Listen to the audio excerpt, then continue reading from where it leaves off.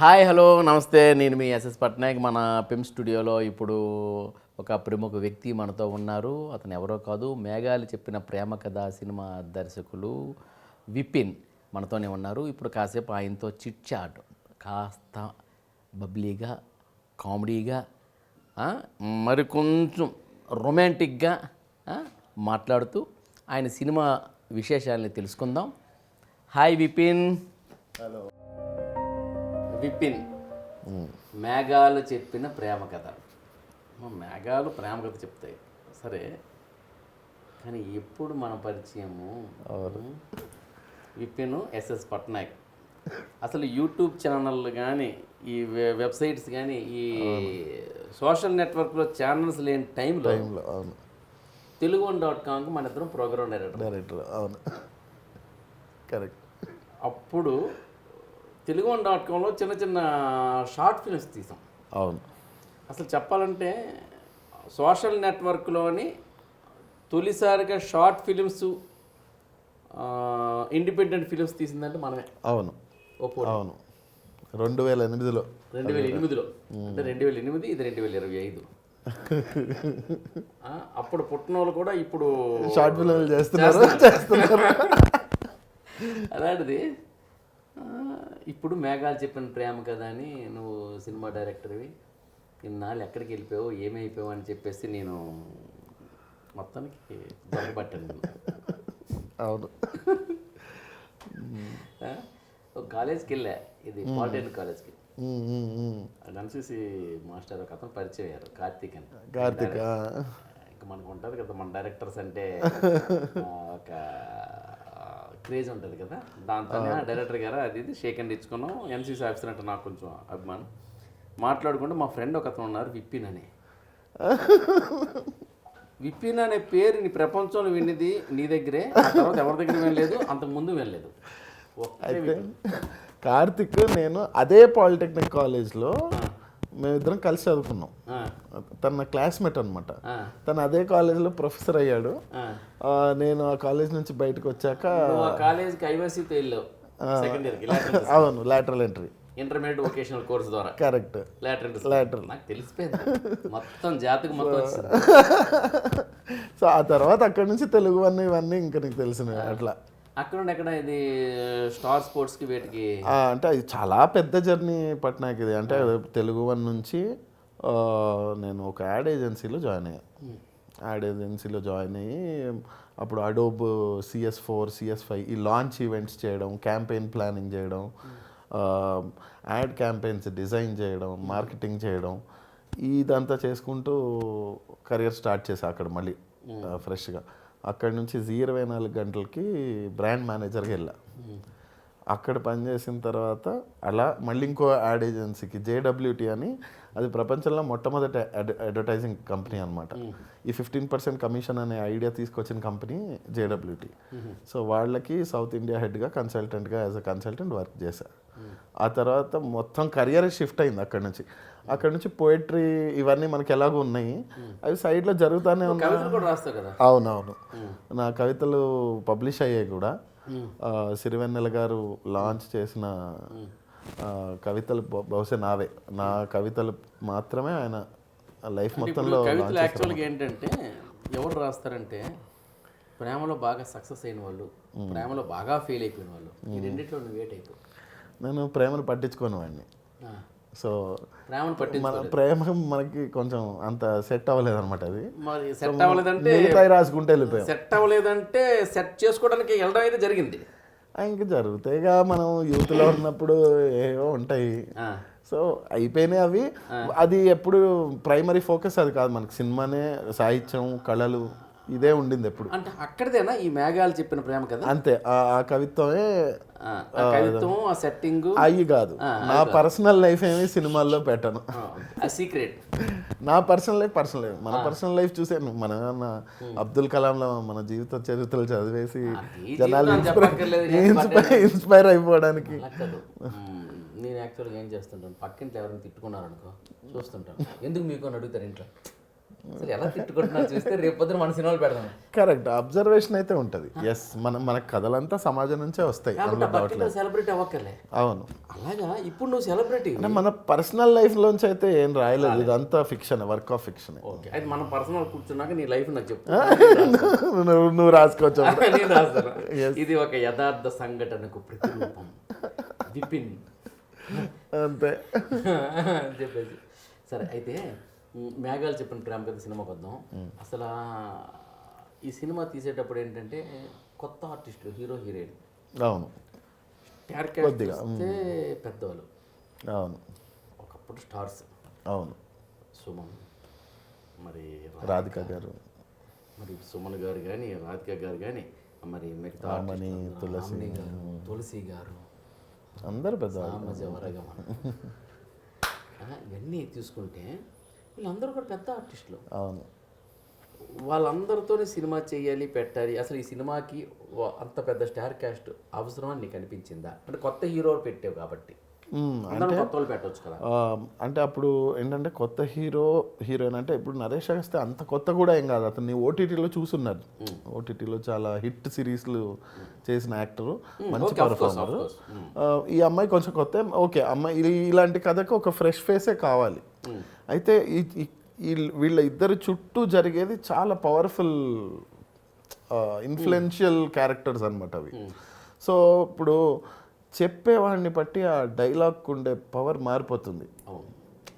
ఇప్పుడు ఒక రాధిక గారు చెప్తే ఉండే ఇంపాక్ట్కి ఆవిడెవరో తెలియని ఒక ఆర్టిస్ట్, అంటే కొత్తగా ఉన్న ఒక ఆర్టిస్ట్ చెప్తే ఉండే ఇంపాక్ట్కి తేడా ఉంటుంది. నా మాటలు ఆడియన్స్కి రీచ్ అవ్వాలి, ఆ మాటలు విని క్యారెక్టర్ మారాడు అంటే అది ఆడియన్స్ నమ్మాలి. అంటే నాకు అంత బలమైన ఆర్టిస్టులు అక్కడ నిలబడితే కానీ అది జరగదు అనమాట. అందుకని ఏదో వీళ్ళందరూ ఉంటే బాగుంటుంది కాదు, వీళ్ళే ఉండాలని రాసుకున్నాం, వాళ్ళే ఉన్నారనమాట. ఓకే, సో ఈ క్యారెక్టర్లు రాసేటప్పుడే ఇది ఆవిడకే అని డైలాగులు రాసుకున్నాం. అలా రాశారు. Very good. మరి దానితో పాటు టెక్నీషియన్స్ కూడా మీరు, అంటే యాక్చువల్గా ఏంటంటే అనుకుంటాం కొత్త హీరో కాదు, అదే మరి అంటే ఇప్పుడు అప్కమింగ్ అవుతుంది. అప్కమింగ్ హీరోయిన్ పెట్టుకుంటారంటే 4 డబ్బులు మిగిలాలని, ప్రొడక్షన్ కాస్ట్ తగ్గించుకోవాలని అని అంటారు. కానీ ట్రైలర్ చూస్తుంటే ఇది ప్రొడక్షన్ కాస్ట్ తగ్గించాలా లేదు, ఇది ఒక పెద్ద ఫిల్మ్లా ఉంది. ఎందుకంటే ఇది చూస్తే నాకు ఏమనిపించిందంటే, ఇది తర్వాత ఎడిటింగ్ లేయొద్దు కానీ నేను కొంచెం డిప్రెషన్లో చెప్తున్నాను.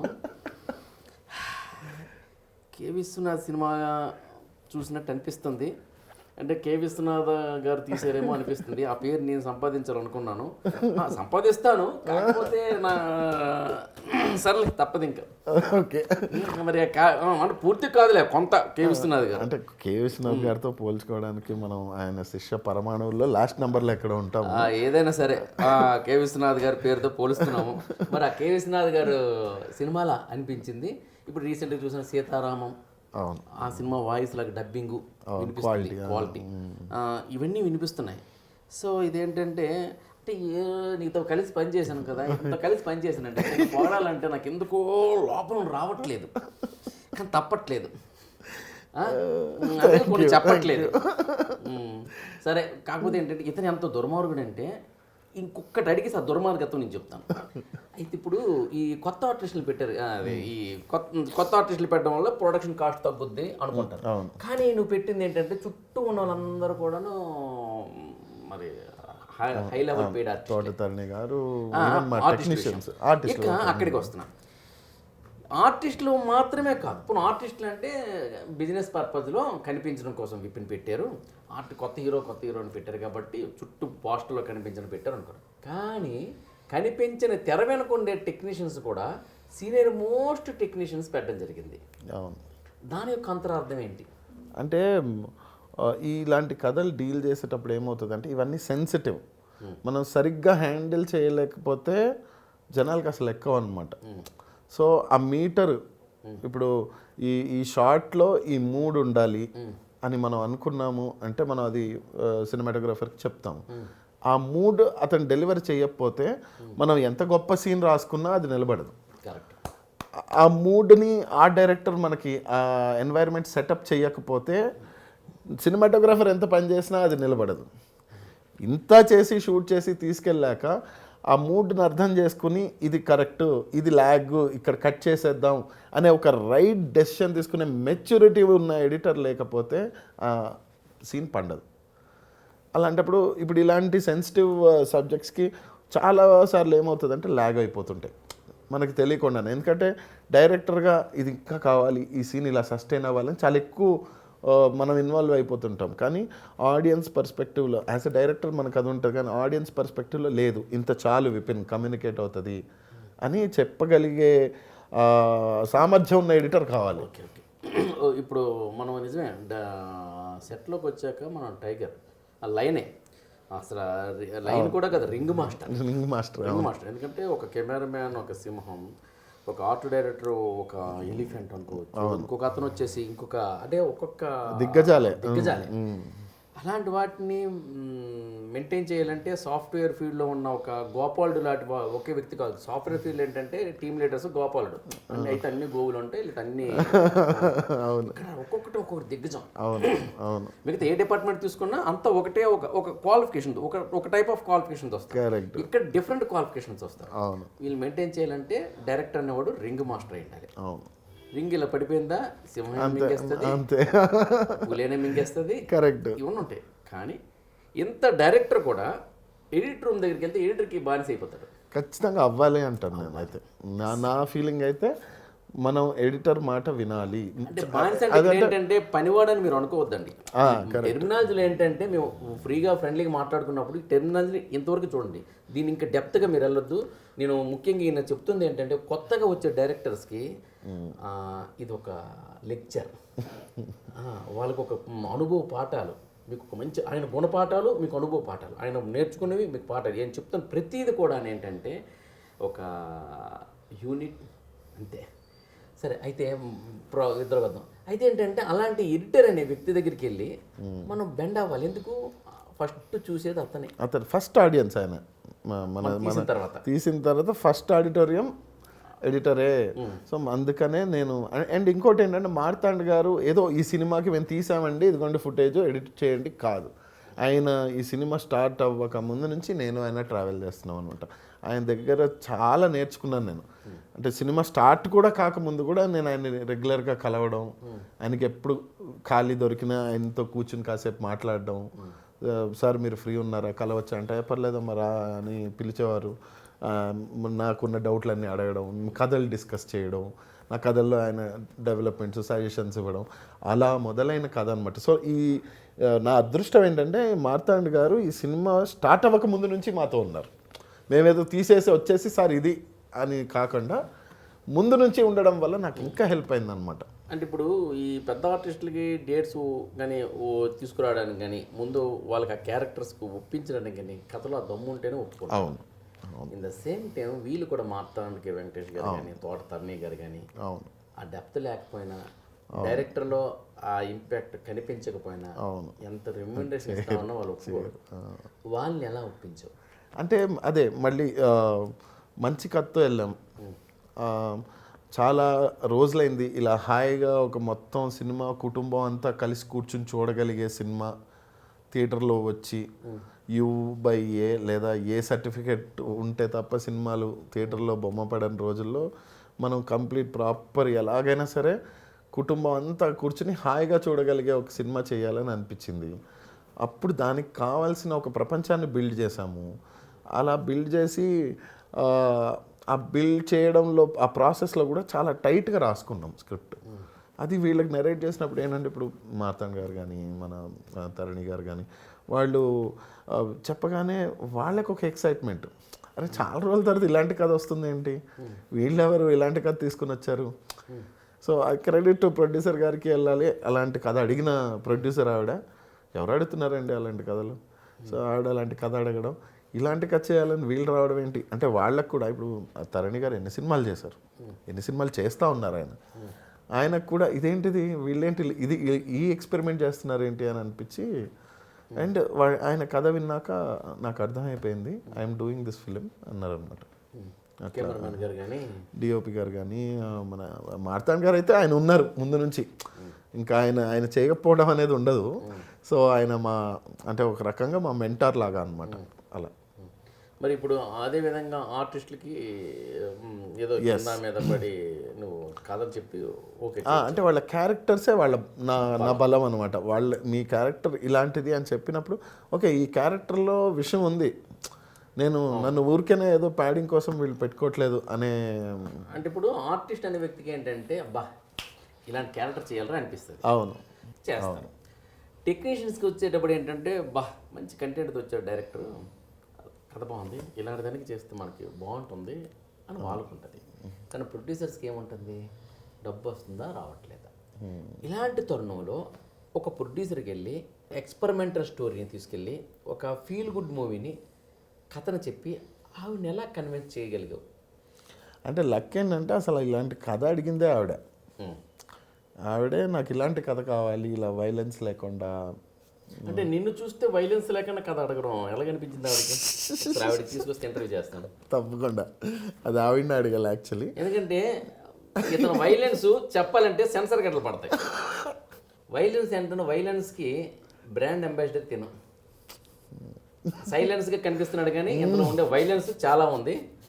ఆ తర్వాత నీ యొక్క దుర్మార్గత్వం ఒకటి చెప్తా ఉన్నా కదా, అదేంటంటే అది చెప్పేస్తాను వీళ్ళకి. నేను ప్రోగ్రామ్ డైరెక్టర్, ఈయన ప్రోగ్రామ్ డైరెక్టర్, ఇద్దరం ప్రోగ్రామ్ డైరెక్టర్లు జాయిన్ అయ్యాం. ఇంకో అతను కూడా ఉండేవారు వివేక్ గారు అని. ఎవరి పని వాళ్ళది.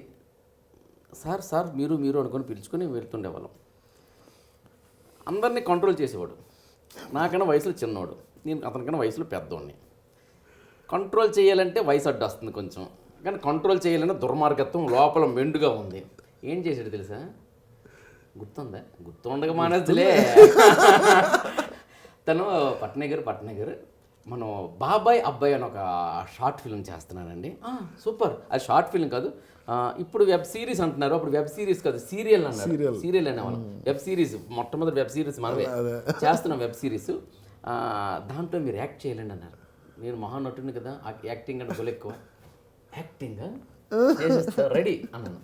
మీరు ఇందులో ఈ క్యారెక్టర్ ఏదో చెప్పాడు, నువ్వేం చెప్పక్కర్లే ఆర్టిస్ట్ అన్నావు కదా, ఇంకంతే చేసేస్తాను. దిగిన వరకు పట్నగర్ వెళ్ళండి నిల్చోండి అన్నారు, అంతే.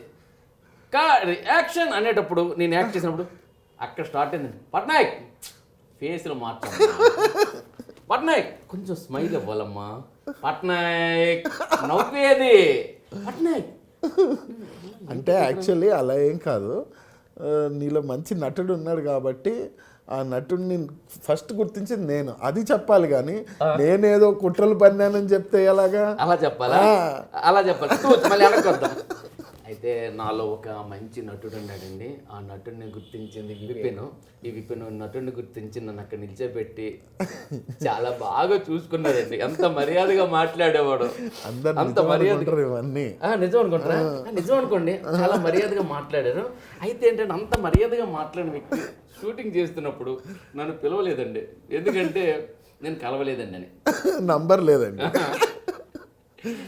కానీ షూటింగ్ మాత్రం పిలవకపోయినా ఇతను షూట్ చేస్తున్నాడు తెలిస్తే మాత్రం ఇల్లుండేవాడిని. అక్కడ ఆర్టిస్టులకి తిని ఎలా డీల్ చేస్తున్నాడు అనేది నాకు ఉంది.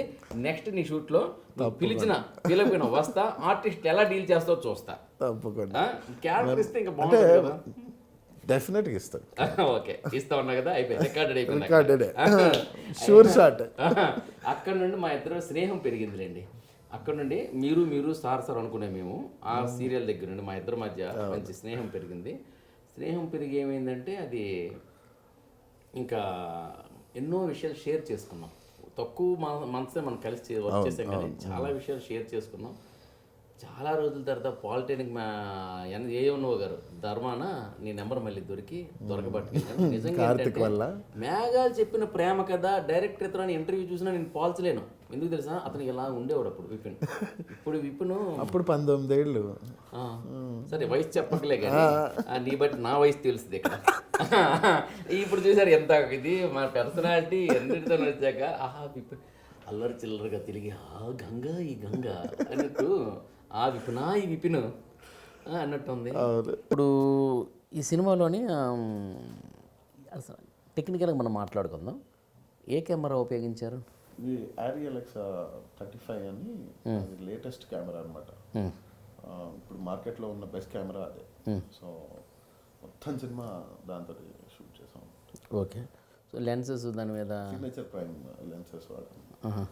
అంటే మనం ఈ సినిమా సగం సినిమా హిల్ స్టేషన్లో జరుగుతూ ఉంటుంది. వాల్పరై అని కోయంబత్తూర్ నుంచి 150 కిలోమీటర్ల దూరంలో ఉంటుంది. అక్కడ ఏంటంటే అంత చాలా గ్రీన్స్, 50 ఏళ్ల క్రితం ఊటీ ఎలా ఉండేదో ఇప్పుడు ఆ ప్లేస్ అలా ఉంటుంది. అంటే ఎక్కువ మనుషులు లేకుండా, పొల్యూషన్ లేకుండా, చక్కగా టీ ఎస్టేట్స్ తోటి, అక్కడ హోటల్స్ కూడా ఉండవు అనమాట. టీ ఎస్టేట్ వాళ్ళవే బంగ్లాస్ ఉంటాయి. ఆ బంగ్లాలో 4 రూమ్లు 5 రూమ్లు ఉంటాయి అంతే. Okay okay. సో అలాంటి ప్లేసు, గ్రీన్స్ చాలా బాగుంటాయి. అలెక్సాలో ఆ కలర్స్ చాలా బాగా కనబడతాయి అనమాట.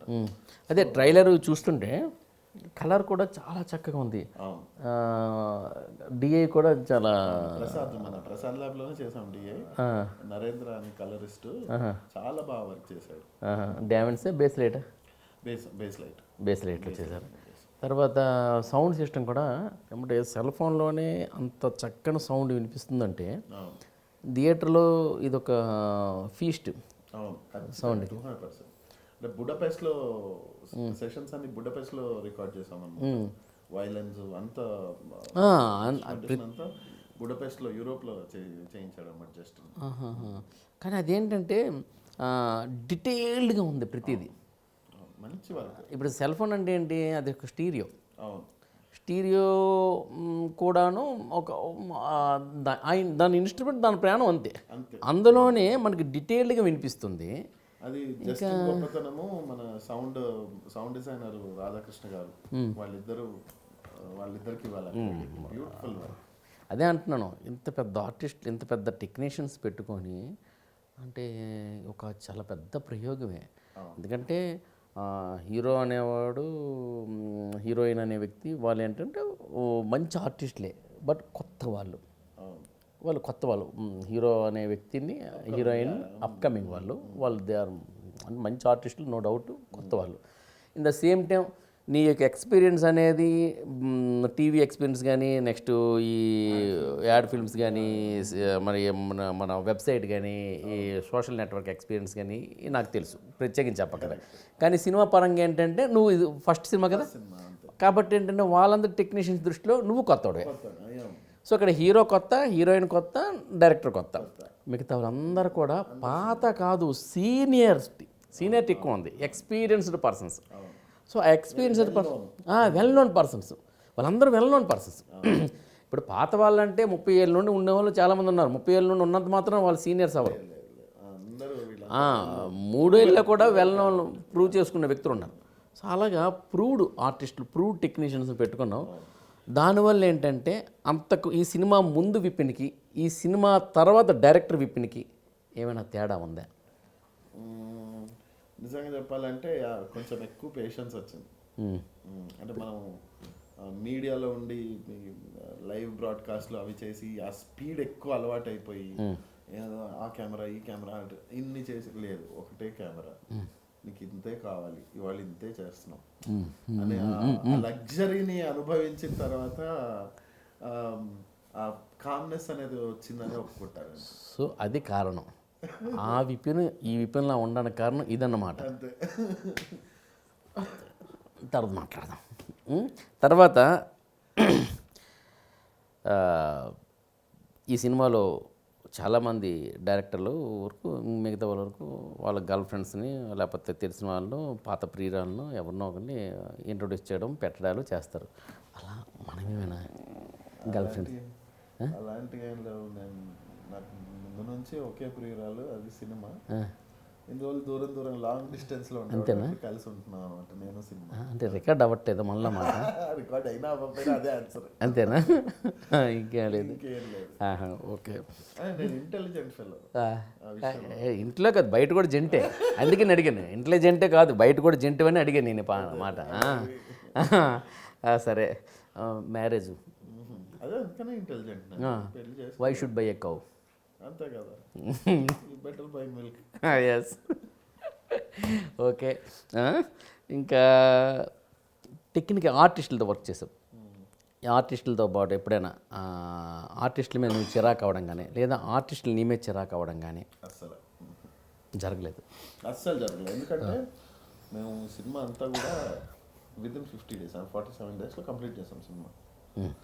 అస్సలు మా ప్లానింగ్ అంతా ఎంత షార్ప్గా చేసుకున్నాము అంటే వెరీ వెల్ కోఆర్డినేటెడ్ షూట్స్ అన్నమాట. కెమెరామ్యాన్కి నీకు అసలు మేము వీఆర్ ద బెస్ట్ ఫ్రెండ్స్ అన్నమాట. అసలు మేము ఎక్కువ మాట్లాడేవాళ్ళం కాదు, ఇలా చూసుకుని అంటే మాకు అర్థమైపోయేది నెక్స్ట్ మేము ఏం చేస్తున్నాం.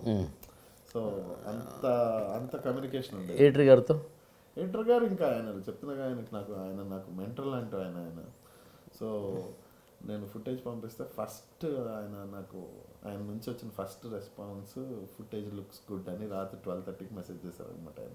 మన ఆర్ట్ డైరెక్టర్ గారితో దేవుడు ఆయన మన సినిమా పనిచేయడం మన సినిమా అదృష్టం. హీరో గారితో hero very very comfortable actor, చాలా చాలా ఈజీ టు వర్క్ విత్. చాలా మనం చెప్పేది ఈజీగా అర్థమైపోతుంటుంది హీరోకి. అండ్ అంత అన్ని చేసి ఉన్నాడు కదా తను కూడా. సో చాలా సీజన్డ్గా పర్ఫామ్ చేస్తాడు, అంటే మంచి మంచి ఎక్స్పీరియన్స్డ్ ఆర్టిస్ట్ అనమాట అతను. ఎక్కడైనా హీరో బాగా చేశారు కదా అని ఎక్కడైనా హగ్ చేసుకున్న సందర్భాలు ఉన్నాయా? చాలాసార్లు ఏమవుతుందంటే ఇలాంటి సినిమాల్లో ఏమవుతుందంటే మనకి ఈ ఎక్స్ట్రీమ్ ఎమోషన్స్ ఉండవు, ఎక్కువ ఏడ్ చేయడాలు లేదా ఎక్కువ జోకులు మరి క్రింజ్ కామెడీ అలాగా ఉండదు. ఒక లెవెల్లో ఒక చిన్న సటల్ మీటర్లో ప్లే చేయాల్సి వస్తుంది. అలా ప్లే చేయడమే ఆర్ట్. అది అసలు నరేష్ ఫెంటాస్టిక్ చేస్తాడు. సో ఆ నరేష్తో హగ్ చేసుకున్నంత చాలాసార్లు ఒక వైలన్ చెల్లో సీన్ ఒకటి ఉంటుంది అసలు. ఆ చెల్లో అని ఒక పెద్ద వైలన్ అన్నమాట. చెల్లో నేను చెల్లిలో అనుకున్నాను. చెల్లో పెద్ద ఇన్స్ట్రుమెంట్ అన్నమాట. అది చాలా ఇంటెన్స్గా ఎమోషనల్గా చేయాలన్నమాట. మొత్తం నీళ్ళల్లో తడిసిపోయి చలిలోనైతే యాక్చువల్లీ చల్లోనే శీతాకాలం అప్పుడు. అయితే హీరోయిన్కి హగ్ చేసుకున్న సన్నివేశాలు? హీరోయిన్ యాక్చువల్లీ అమ్మాయికి చిన్న హెసిటేషన్ ఉండేది, అంటే అమ్మాయికి తెలుగు రాదు. సో అమ్మాయి ఫస్ట్లో చాలా కన్ఫ్యూజ్ అయిపోయేది అనమాట. మాకేమో మనకి ఎంత కావాలో అంతే షూట్ చేసుకునే అలవాటు కదా మంది. సో అమ్మాయికి చాలా ఎక్స్ప్లెయిన్ చేయాల్సి వచ్చింది. అంత యాంగ్షియస్ ఫీల్ అవ్వక్కర్లేదు, నువ్వు చాలా బాగా చేస్తున్నావు, అంత యాంగ్షియస్ ఫీల్ అవ్వక్కర్లేదు అంటే ఒక 4-5 days తర్వాత తనకు అలవాటు అయిపోయింది. అప్పుడు హగ్ చేసుకున్నావా? సినిమాలోనే హగ్ అంటే నేను బయట హగ్ ఎందుకు చేసుకుంటాను? కాదు, ఇలా హీరోకి హగ్ చేసుకున్నప్పుడు హీరోయిన్కి ఎందుకు చేసుకోలేదు? హీరోకి హగ్ చేసుకున్నప్పుడు హీరోయిన్కి ఎందుకు చేసుకోలేదు? హీరో ఎందుకంటే యాక్చువల్లీ నాకు కావాల్సింది ఐ వాంట్. నేను నరేష్ పర్సనల్గా బ్రదర్ లెవెల్లో కనెక్ట్ అయ్యాం. సో మేము ఎక్కువ మా ఇద్దరు కామన్ టేస్ట్ ఉండడం, ఇద్దరికి ట్రావెలింగ్ ఇష్టము, ట్రిప్స్కి వెళ్ళడం ఇష్టము, మేము ఎక్కువ టైం స్పెండ్ చేసాం. పాపం హీరోయిన్ చాలా బిజీ. అమ్మాయితో మేము అంటే పర్సనల్గా ఒకళ్ళు తెలుసుకోవడము అనేది పాపం మాతో ఆవిడ అంత టైం స్పెండ్ చేయలేదు. నరేష్ హైదరాబాద్లోనే ఉంటాం కదా, మనం రెగ్యులర్ కలవడము, స్టోరీ డెవలప్మెంట్స్, తన హెయిర్ కోసం మేము అంటే ఎంత మెటిక్యులస్గా వర్క్ చేసామంటే తన కాస్ట్యూమ్స్ కోసము ఇద్దరం కలిసి కూర్చొని కాస్ట్యూమ్స్ వేసుకున్నాం. మన సినిమా కాస్ట్యూమ్స్ అన్ని ప్రొడ్యూసర్ గారే అనమాట. సో ఏది వర్క్ అవుతుంది అన్ని కూర్చుని చేసుకోగలిగాం.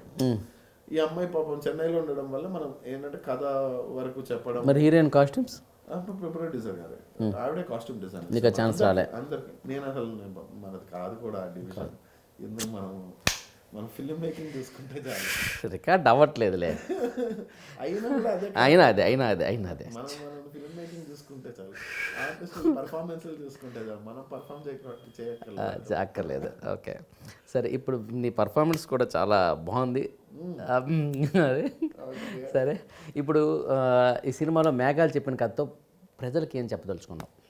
చూసే వాళ్ళకి హ్యాపీగా ఒక కొత్త ప్రపంచంలో ఉంది అంటే సీజీ. ఇప్పుడు నీ సినిమాలోని తెర వెనకే కాదు తెర మీద కూడా హగ్స్ లేవని కొట్టిపడేసావు. కిసెస్ హగ్గే లేదు, ఇంకా కిస్ ఎక్కడి నుంచి వస్తుంది? లిప్ టు లిప్ లేదు, ఏ కిస్ లేదు. మంచి సినిమా జస్ట్ ఫ్లయింగ్ కిస్ ఏం లేదు, అది లేదు. ఇంకా సో హగ్గు లేదు, కిస్సు లేదు.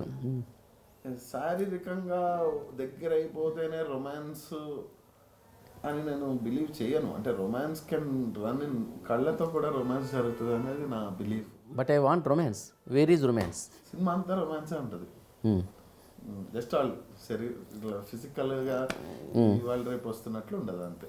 మరి నీ సినిమాలో హగ్గుల్లో, కిస్సుల్లో ఫైటింగ్స్ అస్సలు లేవు. అసలు లేవు. జస్ట్ చంప దెబ్బ కొట్టడం అది కూడా లేదు. అది కూడా లేదు.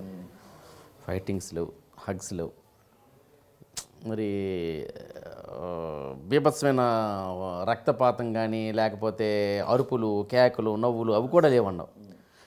ఇలాంటప్పుడు నీ సినిమానికి నేను ఎందుకు వెళ్ళాలి? కామెడీ ఉంది సినిమాలో, కామెడీ మంచి హెల్దీ కామెడీ ఉంది. ఈ సినిమాకి ఎందుకు రావాలి అంటే అంటే ఇవి లేని సినిమాలు ఏవి ఇంతకుముందు ఆడలేదా గతంలో? ఆడే ఆడే కదా. సో అవి ఎలా ఆడాయో ఈ సినిమా కూడా అలాగే ఆడుతుందనే నమ్మకం అనమాట. అయితే ఆడియన్స్కి ఒక అద్భుతాన్ని ప్రజెంట్ చేస్తున్నాం.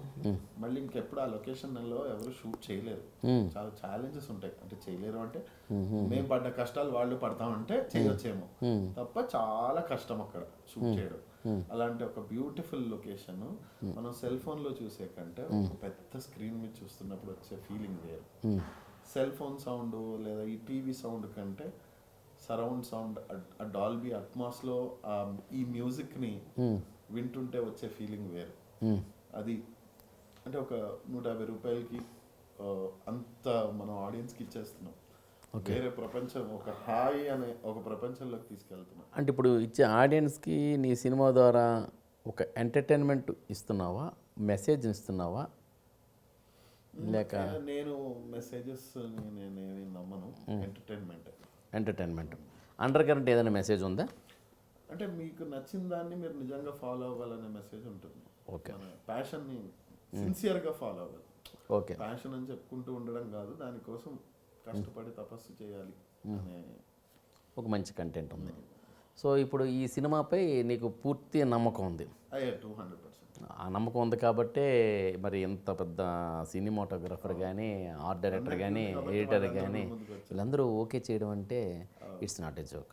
అంటే వీళ్ళెవరికి కూడాను వాస్తవం చెప్పాలంటే అండి, చాలామంది రెమ్యునరేషన్ వర్క్ చేస్తారు, కానీ కొంతమంది పీపుల్ ఉంటారు. అంటే ఈయన సెలెక్ట్ చేసుకున్న బోర్డు మీద ఉండే ఆ పోస్టర్లో ఉండే పేర్లు మనీ కోసం ఏది పడితే అది చేస్తాం అనుకోరు. మనీ అందరికీ కావాలి, బట్ వాళ్ళ దగ్గరికి వెళ్ళాలంటేనే గట్స్ ఉండాలి. ఫస్ట్ గట్స్ ఉండాలి. ఆ గట్స్ నీలో ఉన్నాయి, అది నాకు తెలుసు. ఇన్ ద సేమ్ టైం వాళ్ళ దగ్గరికి వెళ్ళాలని గట్స్ ఉండాలి.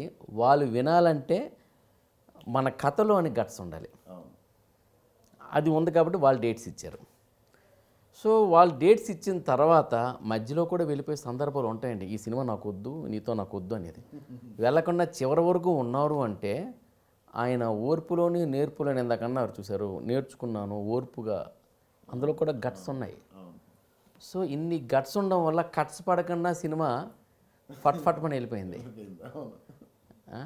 సో ఇది కూడా, సో ఈ గట్స్తో వచ్చిన సినిమా super hits, no doubt at all. So మరి ఇప్పుడు ఈ వాల్ పోస్టర్ చూస్తుంటే మొత్తం హీరో షర్ట్ మీద పువ్వులు ఆకులు ఉన్నాయి, హీరోయిన్ డ్రెస్ మీద పువ్వులు ఆకులు ఉన్నాయి, మరి వెనక కూడా పువ్వులు ఆకులు ఉన్నాయి. కట్ చేస్తే మేఘాలు చెప్పిన ప్రేమ కథ అన్నాం. ఈ మేఘాలు ఉన్నాయి, ఇక్కడ పువ్వులు ఆకులు ఉన్నాయి. ఏంటి ఈ పువ్వుల ఆకులు అంటే నీకు ఇష్టమా? లేదు, ఆ లొకేషన్లో పువ్వుల ఆకులే ఉంటాయి, కానీ అవన్నీ మేఘాల్లో ఉంటాయి. అంత బాగుంటుంది ఆ లొకేషన్. అంటే మనం అక్కడికి వెళ్తే మనం ఇలా కళ్ళ ముందు కనబడుతుంటది, ఒక క్లౌడ్ వచ్చి మనల్ని ఇలా తగలడం మనం అనుభవించగలుగుతాం అనమాట. చాలా రేర్ ఎక్స్పీరియన్స్ అది. ఓకే. అయితే అక్కడ లొకేషన్ ఉందని ఎలా దొరకబట్టావు? అది ప్రొడ్యూసర్ గారికి తెలిసిన లొకేషన్ అనమాట. వారి మామగారు అంటే వాళ్ళ హస్బెండ్ గారు తండ్రి గారు ఆయన ఉన్న ఊరు అనమాట అది. ఓకే. సో వాళ్ళకి ఆ ఊరు గురించి బాగా తెలుసు, ఆ ఊరు అంతా బాగా అలవాటు ఉంది అనమాట వాళ్ళకి. నేను హిల్ స్టేషన్ అంటే ఆ హిల్ స్టేషన్కి వెళ్ళమని చెప్పారనమాట ఆవిడ. అప్పుడు నేను వెళ్ళి రెక్కీ చేసి ఒక 8 సార్లు రెక్కీ చేశాను. నేను, తోటితరణి గారు, డిఓపి గారు, ఒకసారి మ్యూజిక్ డైరెక్టర్ జస్టిన్ ప్రభాకర్ గారు, ఒకసారి ఇలా అందరూ. నేనైతే దాదాపు షూటింగ్కి ముందే 8 సార్లు వెళ్ళా. ఇక్కడ సన్ రైజ్ ఎలా అవుతుంది, సన్సెట్ ఎలా అవుతుంది, కలర్స్ ఎలా ఉంటుంది, ఇవన్నీ రీడ్ చేసుకోవడానికి. ఈ లొకేషన్ ఈ టైంలో ఎలా ఉంటుంది, ఈ లొకేషన్ ఈ టైంలో ఎలా ఉంటుంది. మరి డే టైము నైట్ టైం అన్నది ఉండేదా, లేకపోతే ఎప్పుడు పడితే అప్పుడు చేసేవారా? డే టైం మామూలు మన regular shifts 6 to 6 call sheet అంతే. నైట్ టైం ఎప్పుడు చేయలే? నైట్ ఉట్టి ఇండోర్లో చేసాం. అక్కడ బయట చేయడానికి ఉండదు. 6 తర్వాత బయటకు వెళ్ళడానికి పర్మిషన్ ఇవ్వరు అనమాట ఫారెస్ట్. వాళ్ళు పర్మిషన్ ఇవ్వక నువ్వు చేయలేదు? అంటే మనకు ఇంకా చేయలేము అక్కడ. ఆయన లేకపోతే నువ్వు అలా కాదు కదా. ఎందుకంటే ఇతను ఛానల్లో చేసినప్పుడు ఏంటంటే నైట్ టైం షూటింగ్లు పెట్టేవాడు, డే టైం షూటింగ్లు ఉండేవి కావు. డే టైం నాకు ఎప్పుడు చూస్తే కెమెరామ్యాన్ కావాలంటే తప్పక నాకు కెమెరామ్యాన్ దొరికిపోయారు, నేను షూటింగ్కి వెళ్ళేవాడిని. ఈయనో ప్రోగ్రామ్ డైరెక్టర్ నేనో ప్రోగ్రామ్ డైరెక్టర్ కదా, షూటింగ్కి వెళ్ళాం. ఈయన మరి విపిన్ గారు ఏరి అంటే రాలేదు, ఇంక రూమ్లో ఏమంటే ఆయన రాత్రి షూట్కి వస్తారని ఎవరు. రాత్రి షూటా అంటే రాత్రులే అండి, విపిన్ అంటే రాత్రులే షూటు. రాత్రులు వచ్చేవాడు. ఎందుకంటే ఒక ఈయన మీద అనుమానాలు కూడా వచ్చాయి. ఒక రెక్కి ఈయన రెక్కికి వెళ్ళారు కదా, ఈయన మీద కూడా వ్యవస్థ నడిచింది ఆఫీస్లో. రాత్రులే షూటింగ్లు అవుతున్నాయి. కట్ చేస్తే ఆఫీస్లో చూస్తే మా ఎండి గారు రూమ్కి మా ఆఫీస్కి కనిపిస్తుంటుంది అన్నమాట. ఆ టాప్ పెంట్ హౌస్కి ఈ పెంట్ హౌస్ లైట్లు వెలుగుతుండే 12 దాటిగా 1 గంటకు కూడా 2 గంటలకు కూడా. ఇక్కడేమో అసాంఘిక కార్యక్రమాలు జరుగుతున్నాయని భయం వేసి ఒకసారి వచ్చేసారు కూడా ఆయన. వచ్చేసి చూస్తే ఏదైనా కూర్చొని అక్కడ దుప్పట కప్పుకొని ఇలా చేయండి, అలా చేయండి, ఇలా చేయండి అన్నారు. ఆయన వచ్చి మొత్తం రౌండ్ వేసుకొని షూటింగ్ అవుతుందా ఓకే అనుకుని వెళ్ళిపోయారు. ఈ టైంలో షూటింగ్ ఏంటి అనుకుని కట్ చేస్తే నేను కనిపించాను. నువ్వేంటి ఎక్కడ ఉన్నావు అంటే నీ షూటింగ్ ఏది ఎక్కడెక్కడ అవుతుంది అన్నారు. అంటే నా షూటింగ్ అవుతుందండి, నా షూటింగ్ నీ షూటింగ్ అవ్వతే ఇక్కడికి ఎందుకు వచ్చామన్నారు. ఎందుకు వచ్చామంటే ఆయన దాంట్లో యాక్ట్ చేయడానికి వచ్చాను. నువ్వు యాక్ట్ చేయడు, నువ్వు డైరెక్టర్ కదా. నేను డైరెక్టర్నే, కానీ నాలో నటుని చూశాడు. సో అలాగా చాలా ఎంజాయ్ చేసేవాళ్ళం. సో ఆ విధంగా ఏంటంటే అప్పుడు కూడా అది నైట్ ఎందుకు షూట్ చేసేవాళ్ళం అంటే అది మనది పెంట్ హౌస్ బయట మనం చిన్న తడికలేసి సెటప్ చేసాం. డే టైం షూట్ చేస్తే మనకి లైట్ ప్రాబ్లమ్స్, ఆ పక్కన కన్స్ట్రక్షన్ అవుతూ ఉండి ఆ సౌండ్స్ అన్ని వచ్చేవి. డబ్బింగ్ ఉండేది కదా, అంతా లైవ్ సౌండ్ చేసేవాళ్ళం. అవును. సో అవన్నీ వచ్చేస్తున్నాయని చెప్పేసి నైట్ అయితే ఎవరు కన్స్ట్రక్షన్ ఉండదు కదా, ఒకటి మనమే షూట్ చేసుకోవచ్చు. అవును, ఉన్నదే నలుగురము. అవును.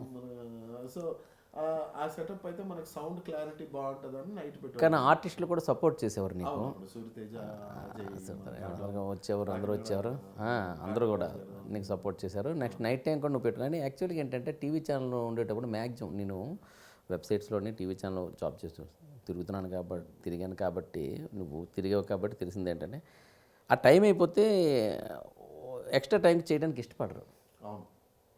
మనకేమో ఎక్స్ట్రా శాలరీస్ వస్తున్నాయి ఏంట అని. ఇది వాస్తవం, మనం మాట్లాడుకోవాలి. ఎక్స్ట్రా టైం నేను ఎందుకు చేయాలి, ఈ పండగ ఏమీ లేదు కదా రేపు, ఆ టైం అలాగా ఉంటుంది. అలాంటి టైంలో ఎక్స్ట్రా టైంలో కూడా చేయడానికి మనం ఇష్టపడుతూ పోటీ మీద చేసేవాళ్ళం. చాలా అంటే మనకు అప్పుడు అదే ప్యాషన్ అంతే ముందుకు తీసుకొస్తుంది. ఇప్పుడు టైం టు టైం పని చేసేవాళ్ళు అక్కడే ఉంటారు, టైం పని చేస్తారు. అండ్ నేను అదే చెప్పేవాడిని మిగతా మన డిపార్ట్మెంట్ టీంకి కూడా. There is lot of difference between 2 departments, clerical department, creative department. Clerical department అంటే 9 గంటలు 10 గంటలకు స్టార్ట్ అవుతుంది బ్యాంక్ టైమింగ్లో, సాయంత్రం 5:30 క్లోజ్ అయిపోద్ది.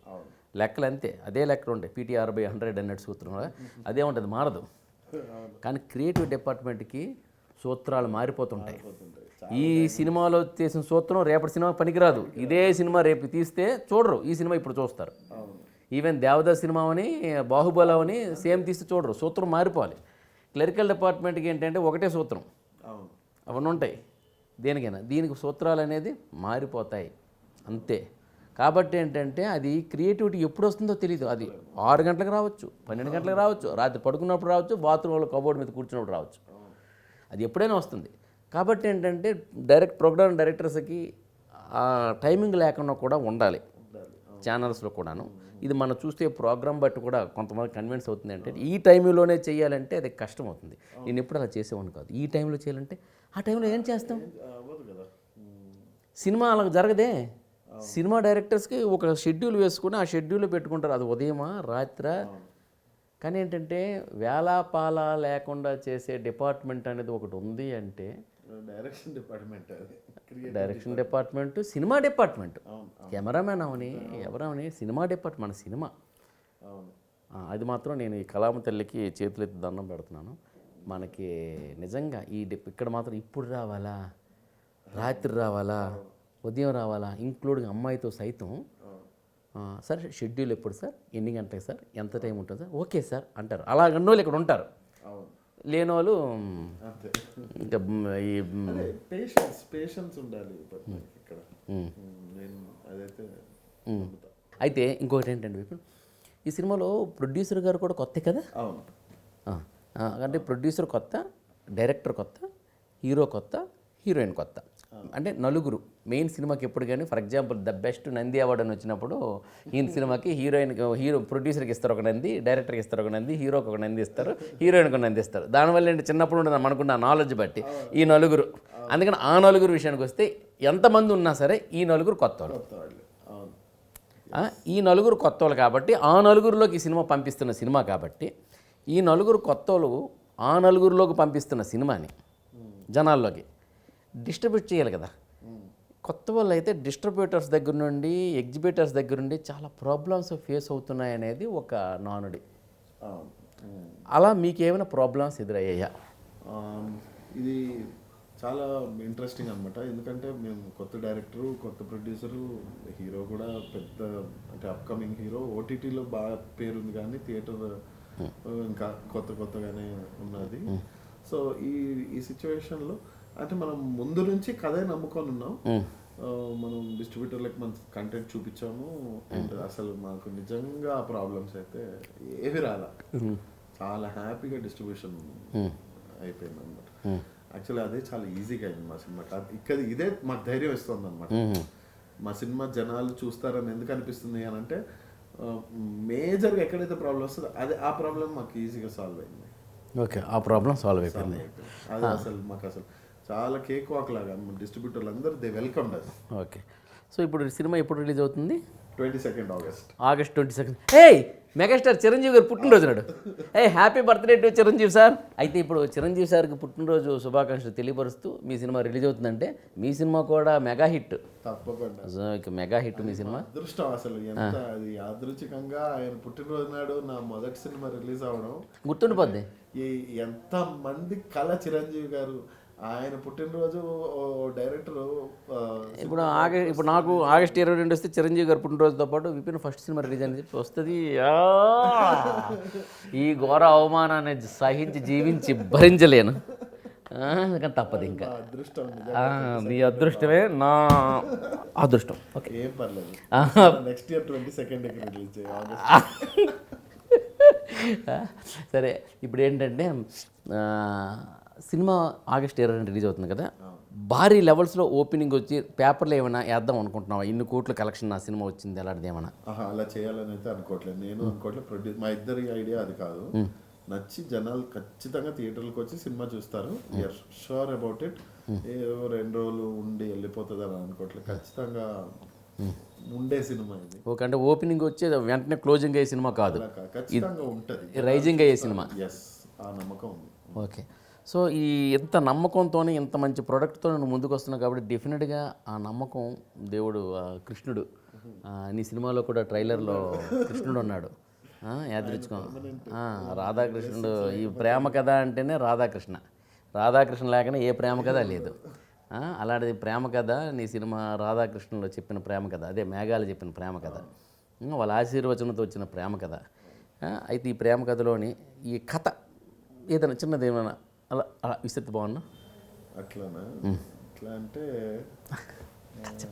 ఫస్ట్ మన ఛానల్ రిలీజ్ మనం పోయాక కీర్తి శేషులు అంటారు కానీ ఆస్తి శేషులు అన్నారు. అదే కదా. బా, సూపర్, ఫ్యాంటాస్టిక్, ఎక్సలెంట్. ఇది నేను ట్రైలర్లో చూశాను కానీ నెక్స్ట్ ఇంకొకటి చెప్పు. ఇంకోటి అంటే ఇంకోటి చెప్పాలి అని అంటే అమ్మాయిని హీరో ఏమంటాడంటే నువ్వు మేఘం లాంటి దానివి, నిన్ను చేరుకోవాలంటే ఆకాశం దాకా రావాలి అని అంటారు. అదే కదా, నువ్వు మేఘం ఉన్నాడు దాన్ని చేరుకోవాలంటే ఆకాశం దాకా రావాలి. అందుకే నీకు ముద్దు పెట్టుకోలేదు, కౌగులించుకోలేదు. సరే సరే,